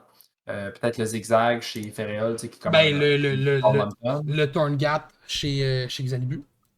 Ouais, mais tu sais, c'est pas tant un ski de piste. Tu comprends ce que je veux dire? Dans le sens qu'il y a Oui, des shops dans la vie qui vont vendre 75 à 90 au patin, puis c'est 98% de leur vente, tu sais. Fait que je pourrais comprendre que pour certaines personnes, c'est moins intéressant. Puis ça, c'est bien correct. Mais c'est sûr que tu sais, on a vraiment des beaux produits. Puis pour les shops qui peuvent encourager ce genre de produits-là, puis que ça fait partie de leur vente puis de leur marché, ben, tu sais, clairement que ça devrait être dans leur radar là, parce que c'est des produits qui sont en belle effervescence aussi, là, on va se le dire. solidement. Solidement, là. Parlant de. Je voudrais qu'on fasse une petite transition là, parce que tu parlais de ski qui brisait pas la banque. Euh, si on transite un peu vers le prix des skis puis ce qui se passe actuellement en lien avec la pandémie et tout ça, là, Ouais. j'aurais aimé ça qu'on s'en glisse un petit mot parce que c'est aussi quelque chose que je pense nécessite d'être parlé, là. Ben oui, vas-y, je t'écoute parce que je vais avoir mon mot à dire là-dessus, j'ai mon take à dire là-dessus, c'est sûr, c'est sûr, là. Et puis là, on entend beaucoup parler, vous avez été dans les shops de ski, vous avez pris le temps de magasiner, ou même vous êtes rentré dans les shops récemment en vous disant je vais magasiner tard en saison, je vais avoir accès à des deals, puis là, vous arrivez chez votre magasin local, puis vous êtes comme Chris, what the fuck, vous savez donc bien rien, tu sais. Il se passe de quoi là, dans le monde dans le monde manufacturier actuellement dans le monde là, qu'on appelle la COVID-19 là. C'est souvent ce que les gens Et oublient on va, de- on pourrait rajouter aussi en date du recording une certaine guerre en Ukraine aussi, là. Ouais, Euh, ouais, ouais, c'est effectivement, là, il y a des brands de ski que vous connaissez tous, des grandes marques de ski qui ont des usines en Ukraine, là. Fait que j'ai hâte de voir l'impact de ça pour la saison prochaine, honnêtement, là. C'est sûr que ça fait quoi? Ça fait 7 jours, 6 jours que l'invasion est commencée, là. Fait on n'a pas réellement d'idées très précises encore sur qu'est-ce qui va se passer à moyen terme, là, mais j'ai effectivement hâte de voir, là. Étant acheteur, mettons, puis ayant des marques qui ont des usines en Ukraine, c'est même déjà des appels que j'ai fait en début de semaine pour essayer de voir, je dois-tu me prévoir un plan B? Est-ce que je dois, tu sais, c'est sûr que même pour les reps, il est trop tard, là. Il est trop Ah non, tôt, mais excuse, pour mais dire qu'est-ce qui va se c'est ça. passer, là. Euh, Puis Sauf que ça a le temps de c'est quelque chose changer qu'on surveille, là, ça tu a sais. le temps de Même changer si le on est au cap 10 Québec, là. fois, là. Exact, mais tu sais, ça va nous toucher, là, même dans le monde du ski, là, tu sais, c'est niaiseux, mais on est tellement rendu. La mondialisation a fait en sorte que tout le monde dépend de tout le monde, là. Fait que ça va résonner un peu partout, tout ça, là. Mais ouais, pour en revenir sur pandémie, la plupart des pays producteurs de ski, c'est un peu moins pire parce qu'il y a beaucoup de producteurs de ski en Europe, là.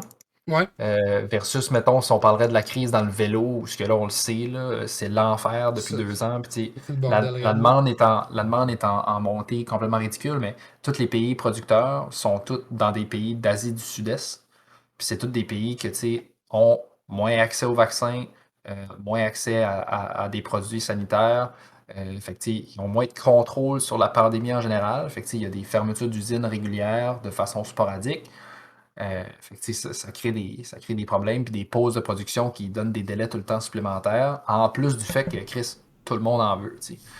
Fait Mais qu'en ski, le ski, ça reste que du vélo, tout le monde en peut en faire un peu partout. Tu sais, mondialement presque, tout le monde peut faire du vélo.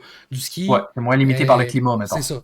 Le ski, c'est vraiment une question de climat. Ça va être les pays nordiques ou les pays à l'extrême sud. Ouais. Puis, tu sais, c'est comme, honnêtement, mettons, là, j'ai hâte de voir à long terme, là. Mais peut-être que même que la crise qui se passe en Europe de l'Est actuellement va probablement plus affecter le ski que la pandémie, là. Ouais. J'ai Ouais. hâte de voir, là, mais je serais même pas surpris, là. Ben, Ce qui affecte plus le monde du ski actuellement, c'est la demande. La demande qui a tellement augmenté dans les 2 dernières années que les compagnies ont juste de la misère à mais produire assez de stock pour répondre à cette demande-là. Mais c'est pas tant qu'ils sont pas c'est pas tant qu'ils sont pas capables à cause de la pandémie, plus que genre la capacité de production des usines, là, tu sais. Mais on a été quand même chanceux parce qu'au niveau des prix, il n'y a pas eu de il y a eu une augmentation, mais pas. Elle n'a pas été si majeure que j'aurais cru dans Ouais, les mais deux c'est parce que dernières c'est années. pas encore arrivé. Mais c'est ça. Là, tu sais, L'année prochaine, l'année prochaine, je on risque pense. d'avoir quand même une grosse augmentation au niveau de l'équipement en général. Ouais, tu sais, ma job, c'est ça, là. Je suis acheteur dans du hard goods, là. Fait que, tu sais, toutes mes commandes sont passées pour l'année prochaine, là. OK? Ça se passe tout le temps 1 an à 14 mois d'avance, là. Puis, tu sais, c'est fait. J'ai vu les listes de prix l'année prochaine, j'ai vu les nouveaux produits pour l'année prochaine. Puis, tu sais, oui, on peut honnêtement s'attendre à une montée de 50 à 100 piastres, de plus pour la même paire de skis que tu aurais payé cette année, tu sais. Ouais. Puis ça va être généralisé pour toutes les brands. Puis des fois, ça va être plus que ça, là. Tu sais, mettons, une compagnie qui aurait décidé de garder ses prix cette année un peu plus à la baisse pour essayer de gagner du terrain, l'année prochaine, au lieu de monter de 100$, va peut-être monter de 150$. Tu Ouais. comprends? Fait que ça va en surprendre plus d'un, là, mais l'année prochaine, ces tablettes, le kit de ski, au lieu de te coûter 1000, va peut-être te coûter 1300 pour la même astuce d'affaires, là. Ouais. Fait que C'est non négligeable, là. et puis malheureusement, en vivant au Québec, ben, le salaire va pas suivre. Fait Ouais, ben là, on rentre loin dans une on rentre, question on politique, rentre mais dans oui. on rentre dans du politique, mais c'est comme si vous comptez vous mettre au ski ou vous rééquiper pour l'année prochaine, je vous dirais, même, oui, peut-être que notre opinion est biaisée parce que les deux on travaille dans une shop, mais 2022, la fin de la saison cette année, c'est le moment, je pense, pour s'équiper pour l'an prochain si on veut avoir des nouveaux skis. Oui, peut-être que les designs l'année prochaine vont être plus beaux, mais pour le portefeuille, je pense qu'on est dans le moment où c'est que c'est là. Ouais, j'abonde dans le même sens, là. Pour vrai, n'attendez pas.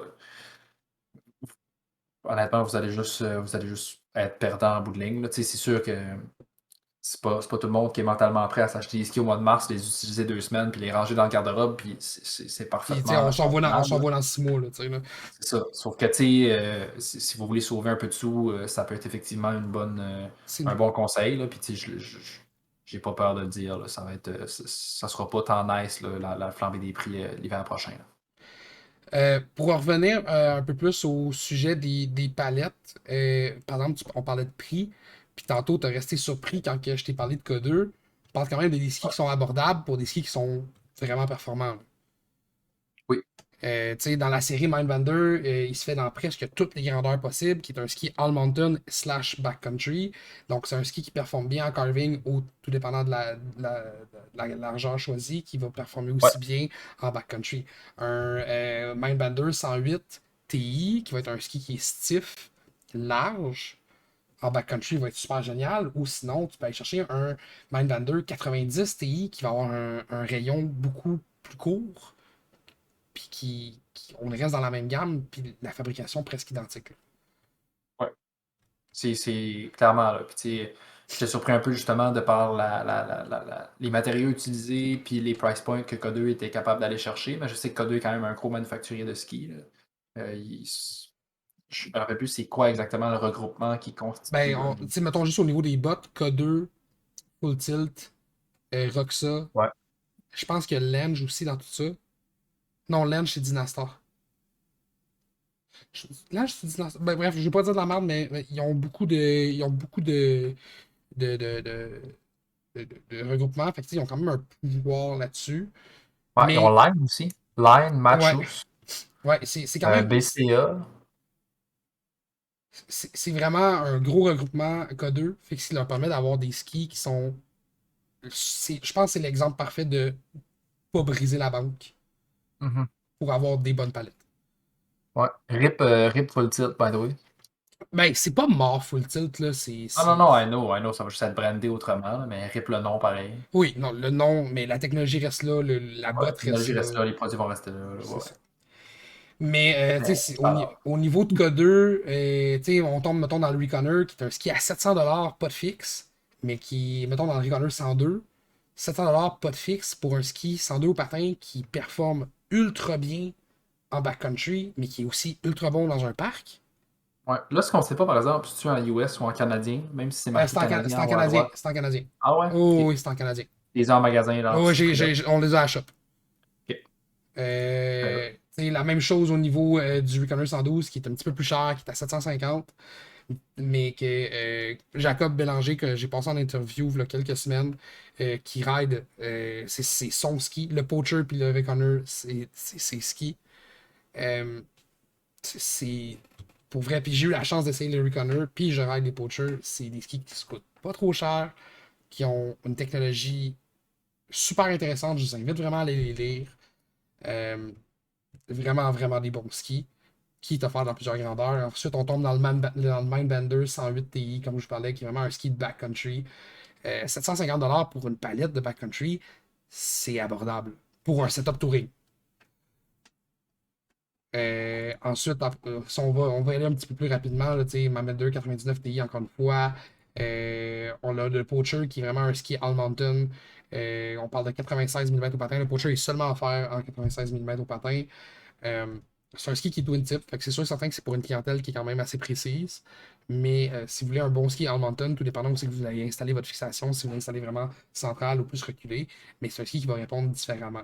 Encore une fois, shootskis.com pour, pour aller faire une comparaison. Mais à 600$ pour une palette renforcée en X au carbone au centre, c'est vraiment intéressant. Effectivement. Pas Euh, si cher que ça, là. Non, contrairement, mettons, à Black Rose. Là, Black Rose, on parle d'une compagnie française qui offre des skis vraiment de performance. Ils en ont pour toutes les gammes, tous les goûts, du carving, du backcountry, du all mountain, du freestyle. Ils en ont vraiment pour tout, mais c'est difficile de trouver un ski en dessous du 800$ canadien. C'est des skis qui sont très très bons, mais la fabrication est simple. Le Atris de la part de Black Rose est probablement le ski touring chez Black Rose. On a un 108 mm au On patin. voit le plus, en tout cas, là. Ouais, ben, c'est aussi le plus populaire, mais c'est aussi celui-là qui est le plus favori, autant au niveau du consommateur que du professionnel.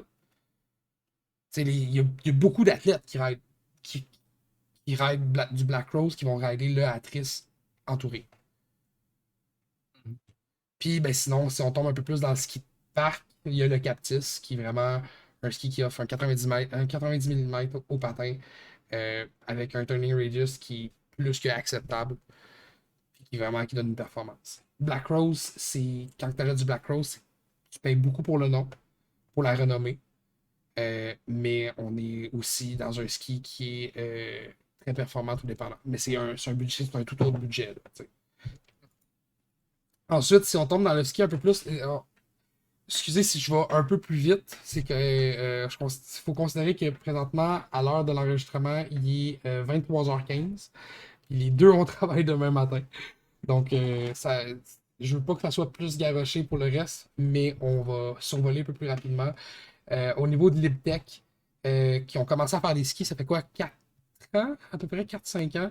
Ouais, Liptech ça est fait une pas longtemps, hein. Non, non, Liptech est une compagnie de snowboard à la base, qui ont décidé d'intégrer leur technologie innovatrice Magna dans leur ski. Donc, Magna, c'est quoi? C'est 7 points de contact. Donc, c'est un corps qui est ondulé, qui va permettre justement d'avoir une meilleure grippe au niveau des terrains glacés, mais qui est un ski qui va super bien performer aussi au niveau de la poudreuse et ou du damé. Dans le cas du FO 95, on parle d'un ski avec un 95 mm de patin avec un ratio, donc un ratio, j'arrête pas de dire ratio, un rayon de 17 mètres. Donc, quand même un rayon large. Donc, c'est vraiment pas, mettons, dans l'UFO 95, un ski de carving, mais c'est un bon ski all mountain. Ensuite, on tombe dans le Youps, qui est vraiment le ski euh, backcountry chez Libtech avec un 20 ou 21 mètres de rayon. C'est vraiment un ski qui est large. On a un patin de 118 mm. Donc vraiment un ski très très large pour aller jouer dans l'ouest ou aller jouer dans les grosses journées de poudreuse. C'est le genre de ski que si vous décidez d'aller vers ça, ça serait peut-être comme un deuxième set. Moi personnellement, même si je les aime, j'irai pas avec un Yops comme seul setup. Parce qu'il compte pas le 80-20, selon moi. Ensuite, on tombe dans le Wonderstick 100, qui est un ski vraiment axé pour la poudreuse, encore une fois, 100 000 mètres au patin, avec un rayon de 17 mètres, donc un rayon qui est très très large, mais qui est vraiment, c'est un tailfish, donc qui va avoir une réponse un peu différente au niveau de la poudreuse. Puis il y a un rocker devant qui est quand même assez prononcé. Au niveau du snowboard, on va survoler rapidement, encore une fois, le snowboard, mais chez Liptech, avec leur technologie Magna, on est capable d'avoir des skis et des snowboards qui vont offrir une performance vraiment intéressante. On l'a justement dans le snowboard avec des ondes de contact qui vont varier entre le 100 et le 118 cm de zone de contact. C'est un fishtail, donc vraiment un ski pour jouer dans la grosse neige. Mais par exemple, je dis un ski, c'est un snow, excusez-moi. Mais par exemple, le Orca se fait aussi en splitboard, donc c'est quand même intéressant. Liptech, qui sont des boards et des skis faits à la main aux États-Unis. Et sinon, dans le Dynamo, qui est vraiment le board All Mountain le plus connu de la part de Liptech, avec une surface de contact qui va varier entre du 105 et du 116, mais qui est vraiment un board qui est très playful. Et on termine avec les lines. Donc, line, on en parlait tantôt justement de dureté, Gab. Tu sais, on Ouais, parlait. rigidité, tu veux dire? Ouais, la rigidité, excuse-moi. Tu sais, le flex d'un ski. Ben, line, même leurs skis les plus stiffs vont être mous, contrairement à d'autres stiffs. Line a cette réputation-là d'être des skis qui sont relativement mous. Ça veut pas dire que c'est des mauvais skis. Comme je vous dis, ça dépend c'est quoi vos besoins. Qu'est-ce que vous recherchez comme ski. Dans le cas du Sakana, qui est un ski encore une fois fishtail, qui brise pas la banque, mais qui est un ski qui est large. C'est un ski qui est all mountain, puis vraiment le fun pour le carving, qui est quand même un rayon qui est vraiment intéressant, mais qui est Si j'aimerais axé. ça essayer ça. Mais, Seulement non conventionnel. ouais, ben sinon, il y a le Black Rose là, qui est orange, je me rappelle plus c'est quoi son nom, là, qui a une composition assez semblable. Là. Mais c'est un ski qui est quand même mou. C'est un all mountain relativement mou. Là. Puis sinon, ben, on a dans les ski lines vraiment réputés pour leur ski de freestyle. On a le Sig D puis le Chronic, qui sont pas mal leurs skis de parc. C'est sûr qu'on a aussi le Tom Wallish. By the way, je fais juste faire une parenthèse. Tu te rappelles-tu quand on était jeune, t'arrêtais pas de me dire que Tom Wallish était mort? Hein?